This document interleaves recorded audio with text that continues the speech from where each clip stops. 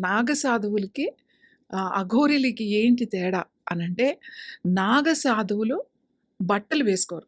పూర్తిగా నగ్నంగానే ఉంటారు. వాళ్ళు కంప్లీట్ భస్మంతోనే భస్మం రాసుంటారు. వాళ్ళు చేసేది అంతా శైవత్వమే, శివాని. అలాగే అఘోరీలు ఖచ్చితంగా బట్టలు వేసుకుంటారు. బట్టలు వేసుకోవడం అంటే కనీసం చిన్న గోచి లాంటిదన్నా హ్మ్. ఒకటి పెట్టుకుంటారు. నాగసాధువులైతే నాగసాధులైతే అసలెలాంటి నగ్నంగానే హ్మ్. ఉంటారు. వాళ్ళేమి బట్టలు వేసుకోరు. హ్మ్. ఎక్కువ హిమాలయాస్‌లో ఉంటారు నాగసాధులు. హ్మ్. హిమాలయాస్‌లో చాలా ప్లేసుల్లో హ్మ్. ఆకారాలున్నాయి. బద్రీనాథ్ గాని, కేదారనాథ్ గాని, ఇంకా పైకి వెళ్తే అక్కడ ఆకారాలున్నాయి. హ్మ్. అలాగే ఇప్పుడు మన అందరికీ కనిపించేది వారణాసి, ఉజ్జయిని హ్మ్. ఈ వీటి దగ్గర కూడా పెద్ద ఆకారాలున్నాయి. తర్వాత కామాఖ్య, హ్మ్. గహుతి, కామాఖ్య అక్కడ కూడా ఆకారాలున్నాయి.